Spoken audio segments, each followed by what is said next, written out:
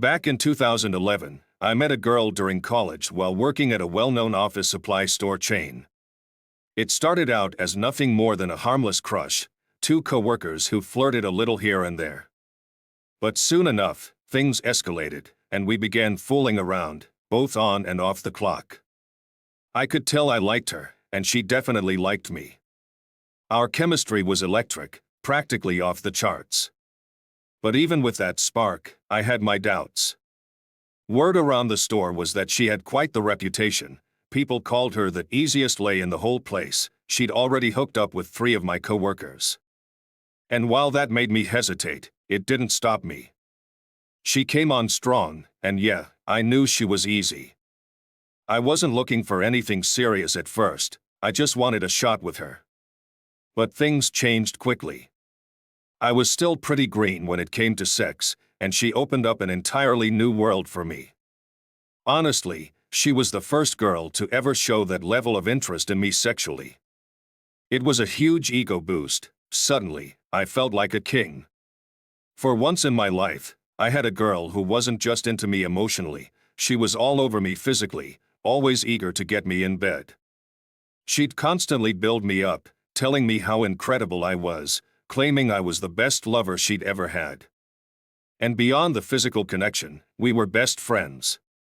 We had so much in common, and the bond between us was something neither of us had experienced before. It all seemed perfect at the start. This back and forth continued for a while, until eventually, we made it official. We kept fooling around at work, after work, it was all good until things started to fizzle.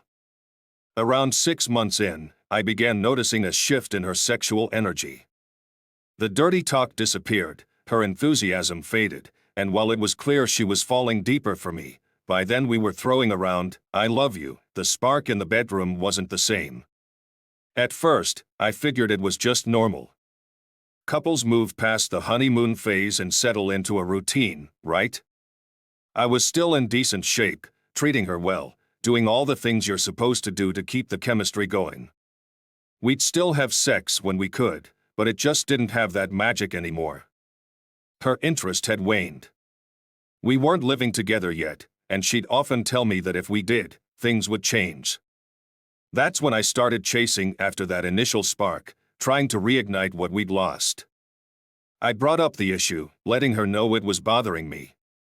I told her I needed to feel that connection, both physically and emotionally. I needed to know she still wanted me, that she desired me. She brushed it off like it was nothing, saying she hadn't noticed any changes. According to her, everything was fine, she was just growing up. She claimed her previous sexual energy was immature, that she wasn't the type of girl anymore to be all over a guy like that. We still had sex, sometimes once a week, occasionally more, but it never felt the same. Every now and then, on vacation or when she was particularly in the mood, some of that old spark would come back. But it wasn't just our sex life that was declining. I started seeing other red flags, things that, looking back, I should have paid more attention to. She wasn't thoughtful as a partner, wasn't generous in any real way. It was all about taking, never giving. She had no interest in working on our relationship, becoming more complacent, lazy, argumentative, and downright disrespectful. She'd keep things from me and started taking me for granted. Our first big blowout happened after I saw something on her phone. She was using the Whisper app, where people anonymously post whatever thoughts they want, without consequences. One of her posts caught my eye. It said, "I want to fuck my professor so badly," someone replied, telling her to just do it, and she responded, "I'm trying, LOL." I almost ended things right then and there but stupidly decided to forgive her. That moment marked the beginning of a long series of incidents where I found damning evidence on her phone. I should mention that she had a rough childhood and had been diagnosed with depression and anxiety. I always tried to keep that in mind, but at some point, I couldn't keep excusing her bad decisions and lousy behavior just because of her diagnosis. I was going above and beyond for her, giving her all the love and support she needed, hoping she'd eventually reciprocate. I tried everything, spending more money, planning more dates, giving her massages, foot rubs, cooking dinner every night, constantly offering words of affirmation. I even introduced sex toys and BDSM, which she'd mentioned wanting to try. Nothing seemed to make a difference. She wasn't into any of it. Meanwhile, my career was picking up. I was making more money and getting serious about the future, thinking about marriage, kids, all of it. After 5 years of being together, I decided to take the plunge and ask her to move in with me. At first, it seemed like things were looking up. For a brief moment, we found our rhythm, and even our sex life seemed to improve a bit. She started pulling her weight around the house, and I thought we were on the right track. But it didn't last. She eventually stopped giving me compliments, only had sex with me if I asked, usually once a week, or when she could tell I was getting frustrated. Our relationship hit a standstill, and I was miserable on the inside. She wasn't contributing financially. I was the breadwinner, covering almost everything. She didn't lift a finger to improve our home life and could have cared less whether I was satisfied. Meanwhile, all her needs were met. She had my full support, but it was never enough. I kept pushing, constantly trying to improve myself, communicate better, give more. Every time, she'd claim she was trying too, but it was always the bare minimum. She'd complain that nothing was ever good enough for me. She'd forget my birthday, skip out on sex on Valentine's Day, even though I'd go all out for her. I'd come home after a long day of work to a filthy house. She'd been off all week, and the first thing she'd ask me was what was for dinner. I felt less like a partner and more like a parent. But I just kept going, ignoring everything, convincing myself that this was my fault. I thought if I could just be better, get in better shape, make more money, do more for her, she'd finally see I was worth loving. My self-esteem was in shambles. So, in a misguided attempt to fix everything, I thought maybe marrying her would bring back the girl I fell in love with. I figured that all the good times we'd had, the little moments of affection I still clung to, meant things could improve. In 2019, we tied the knot. We had a beautiful destination wedding in Jamaica. I stood in front of everyone who'd ever known us and declared that she was the one. I truly believed we'd be together forever. But that's when everything started to fall apart even more. After dropping tens of thousands on a massive destination wedding, things didn't immediately go downhill. In fact, for a little while, they actually got better. We entered this kind of mini honeymoon phase, where we were riding the high of our new titles, husband and wife. We'd proudly present ourselves to our friends and loved ones as the couple that made it, like we were some kind of success story. It felt like a fresh start. And while things still weren't perfect, I could see her putting in a bit more effort. She was showing me a little more affection, seemed more into sex, and was pitching in around the house and with bills more often. After some time, she decided she wanted to go back to school to earn more money and contribute more to our future. I agreed to cover all the bills while she used what she earned from her part-time job to pay for school.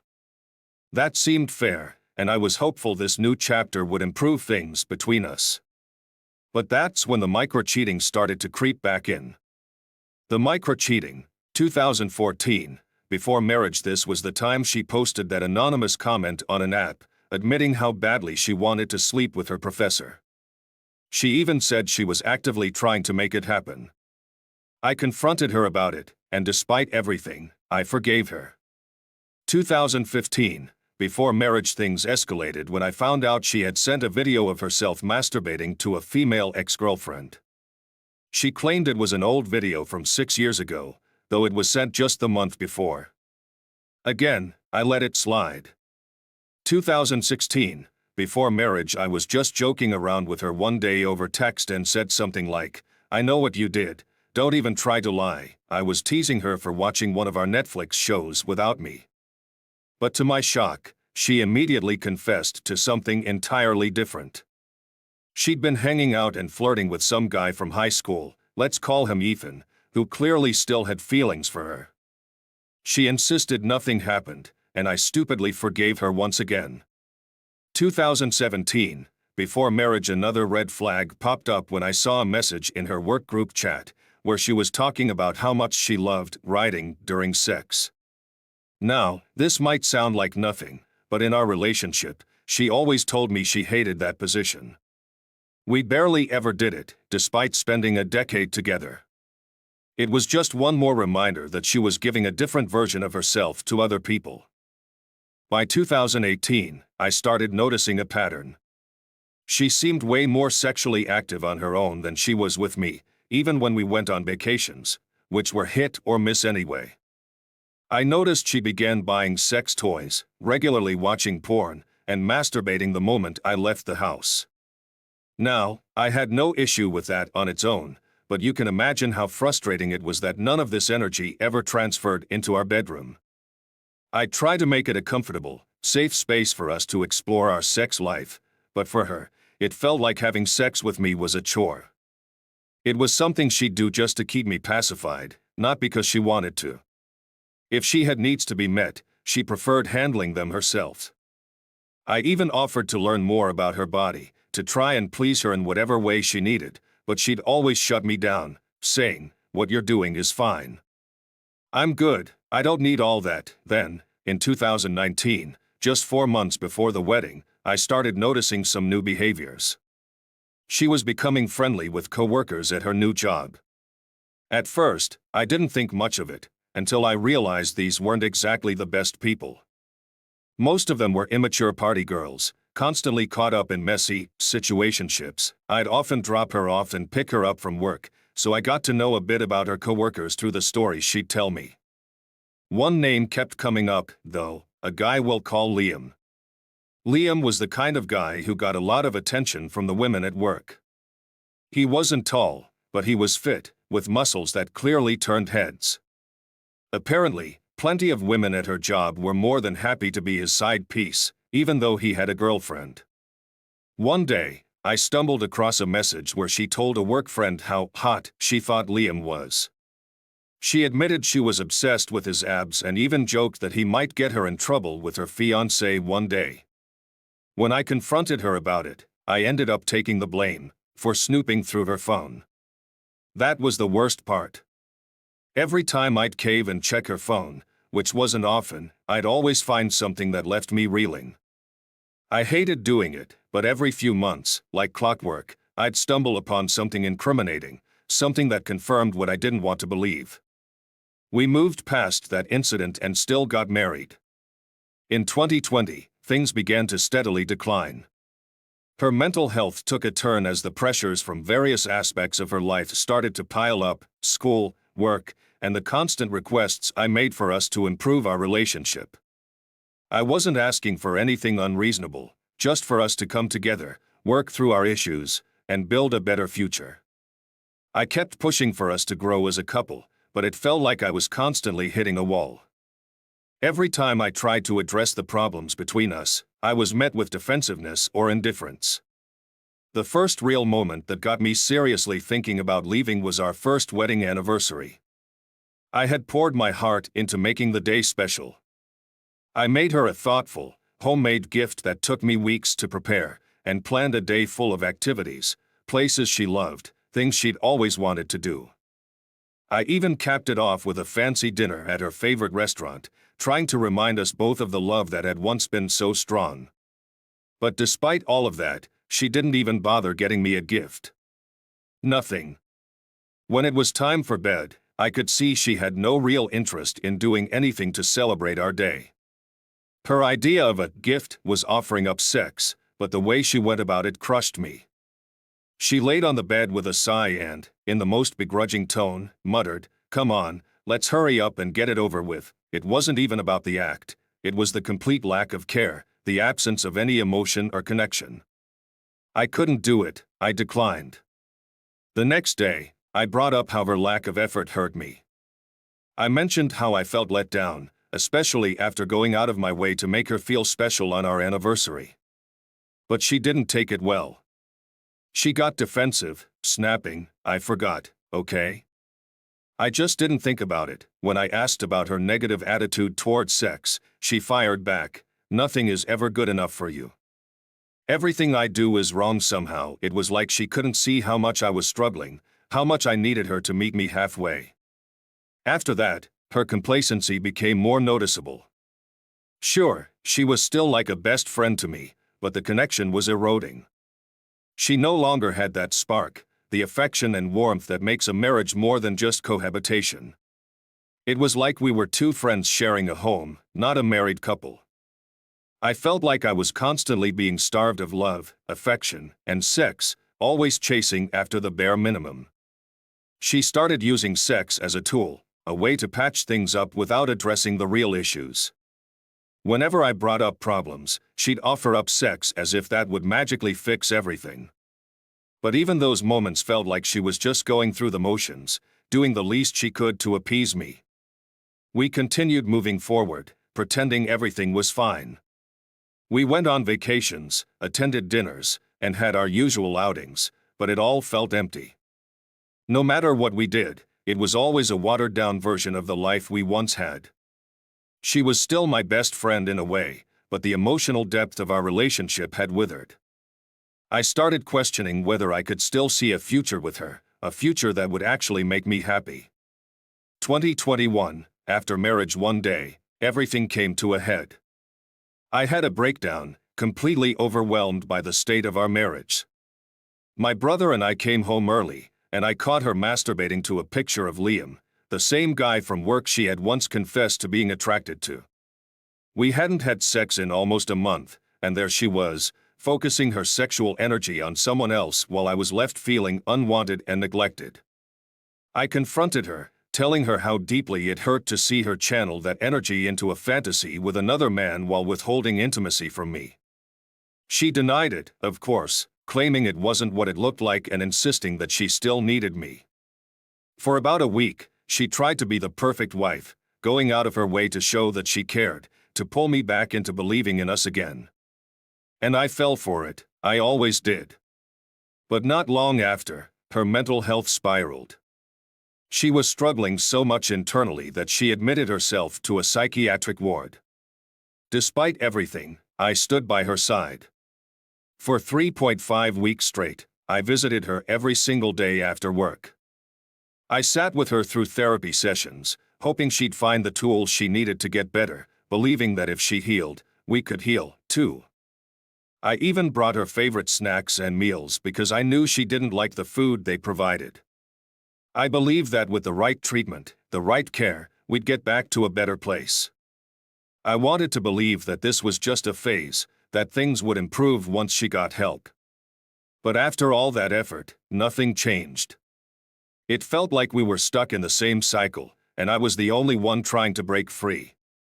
2022, after marriage, this was when everything officially fell apart, and I mean beyond repair. I noticed she started spending more time going out with friends, partying late into the night. There was a stark contrast between how she presented herself when she was with me versus when she went out. When we were together, she dressed casually, barely putting in any effort. But when it came to her nights out with coworkers, she dressed to impress, tight dresses, full makeup, the works. I felt like I was watching her live two different lives, and the one with me was always the less important one. To make things worse, she began posting sexually suggestive memes and vague texts on social media. These posts hinted at desires and bedroom preferences that didn't reflect anything we shared in our relationship. I would bring them up, asking if those were things she enjoyed and offering to try them together, but she brushed me off every time. It felt like she was broadcasting her desires to the world while shutting me out. Whenever I tried to bring it up, she accused me of being controlling, as if me wanting to understand her needs was some sort of threat to her independence. One day, while cleaning under our bed, I found something that made everything worse, a massive dildo. And I mean massive. Given the state of our sex life, it made me uncomfortable, especially because she claimed she never used it. The whole situation left me with an unsettling feeling of insecurity that I couldn't shake. Despite everything, I was still trying to be the best husband I could be. My career was thriving, I had side hustles and passive income, and I was working hard to provide us with a comfortable life. I made sure to always carve out time for us, weekends dedicated to things she loved, spoiling her with gifts and attention, doing everything I could to support her emotionally. I was trying to balance my work and our marriage, but it was clear she was checked out. That year, I got really into NFTs and spent a week at an NFT convention. I was out late most nights networking, but I kept her in the loop, texting her updates and even inviting her to some of the events. One night, I came home late from a party and found it odd that she was still awake, texting me at 2 a.m. when she usually went to bed early. I didn't think much of it at the time, but the next morning, things took a turn. I woke up to the sound of her Apple Watch buzzing with messages. When I glanced at the screen, I saw the texts were from a group chat with her coworker and someone saved as Noah Bumble. Curiosity got the better of me, and when I opened the messages, my entire world came crashing down. It turned out Noah was someone they'd met on the dating app Bumble. He looked like a model and had sent multiple photos showing off his physique, along with several revealing images. The messages between the three of them were explicit, filled with plans for a threesome that was set to happen the following weekend. Both my wife and her coworker were actively involved in the conversation, sharing nudes and expressing their excitement for the encounter. To make it worse, there was a side conversation between my wife and Noah, where she expressed her personal interest in him, talking about his size and all the things she wanted to do with him. That was it. I completely lost it. At that moment, everything shattered. Things didn't just go downhill, they went off a fucking cliff.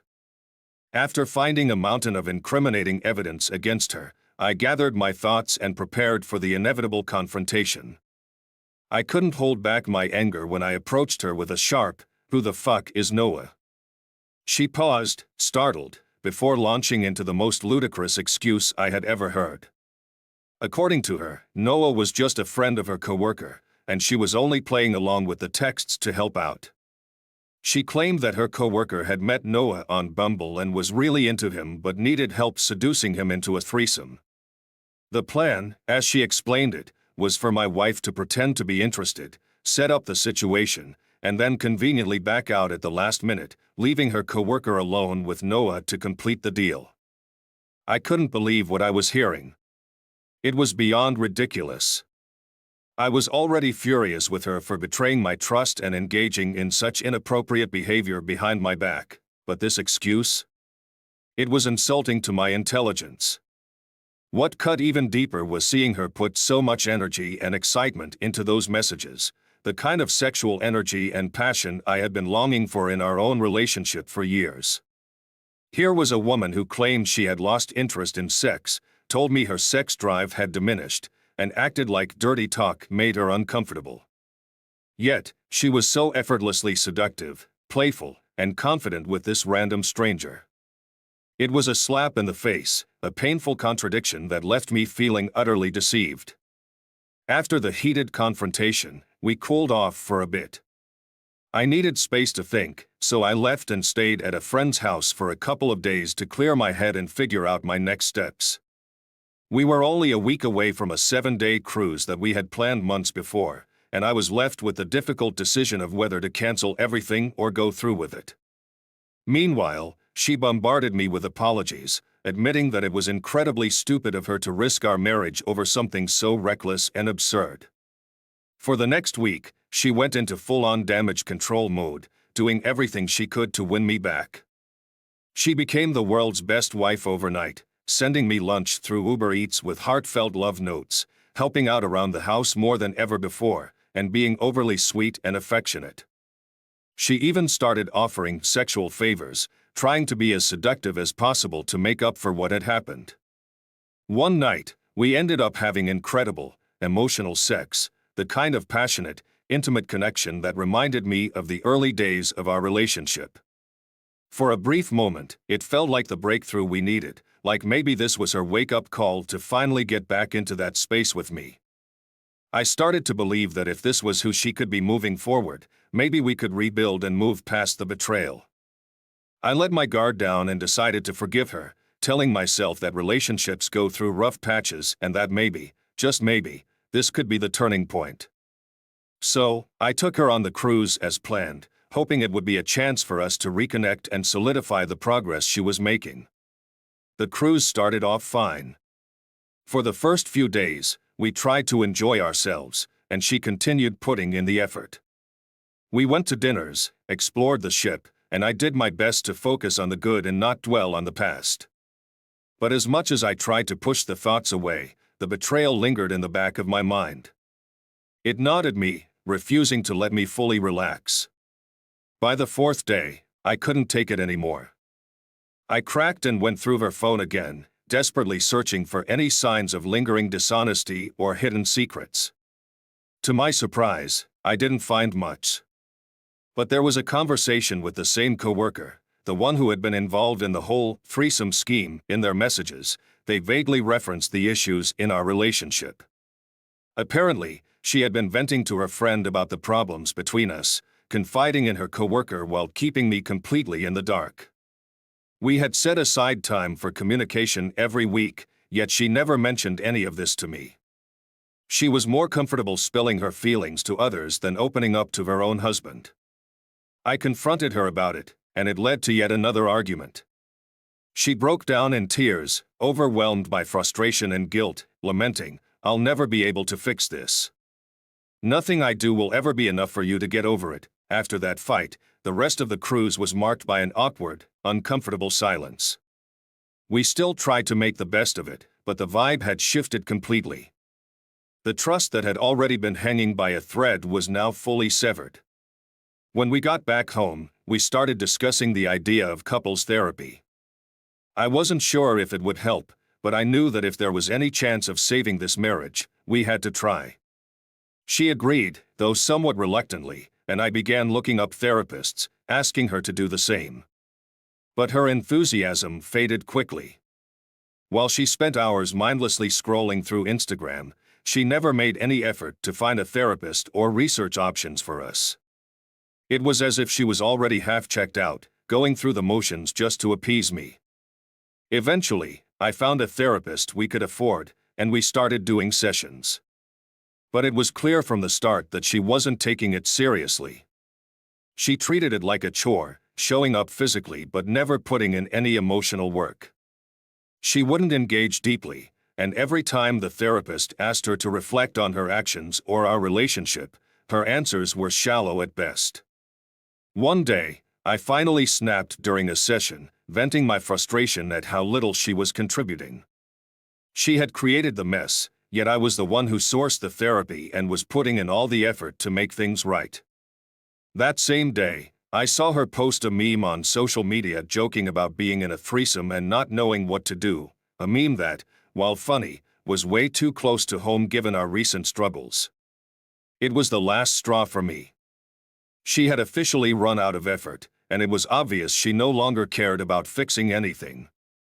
She became more detached, focusing her energy on partying and hanging out with friends. Her relationship with Liam became more prominent again, and she started spending even more time dressing provocatively and acting like she was single on social media. Any sexual advances I made were brushed off or rejected, and it became clear that whatever effort she had been making to save our marriage was gone. I stopped planning trips or making any future plans with her. It felt pointless. Everything was uncertain, and our relationship was hanging by a thread. We fell into a strange twilight zone, living like roommates, ignoring the glaring problems in our marriage. We stopped working on the issues, stopped addressing the elephant in the room, and just floated along, pretending everything was fine. But it wasn't. Our relationship was dying, and neither of us could admit it. It was around this time that I started noticing her and Liam growing closer. She had always mentioned him in passing, saying they had a lot in common, smoking weed, gaming, anime, that sort of thing. I understood why they clicked, and she always downplayed it, insisting he wasn't a threat.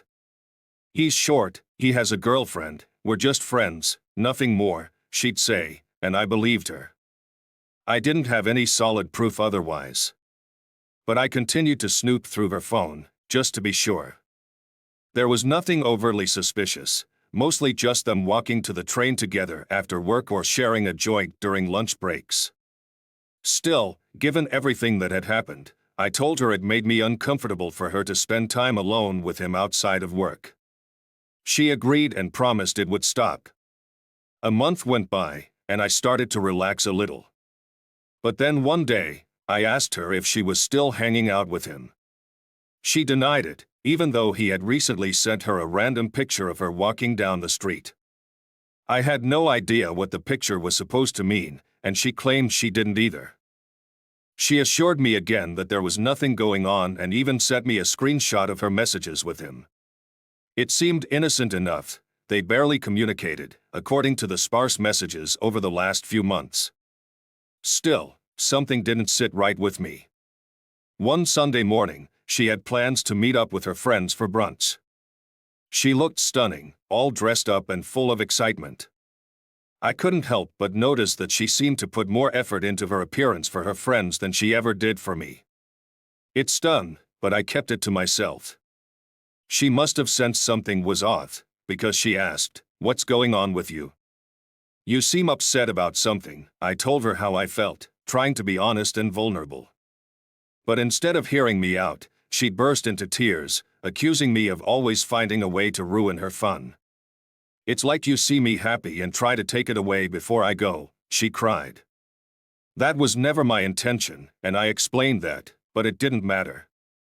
She was upset, stormed out, and ignored my texts and calls for the rest of the day. That day was particularly hard. My cousin had just been admitted to the hospital, and I needed the car to go visit her, but my wife wouldn't respond.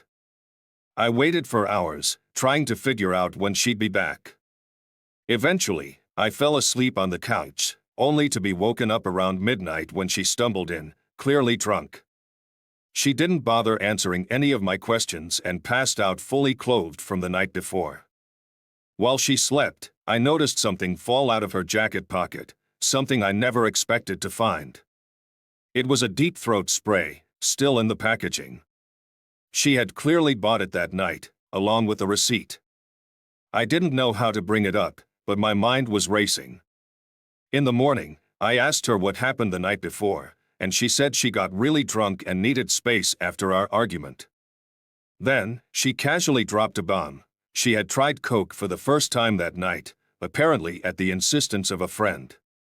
She said they bought it from a random dealer in the park, and she tested it out by taking a bump before the purchase. I freaked out. I told her how reckless and dangerous that was. She could have died. But she brushed it off, saying I was always mad about something. 2 days later, on Yom Kippur, I went into work. Most people were working from home, and that's when it hit me. She had no classes at her public college that day, yet I had seen her get dressed and leave as if she did.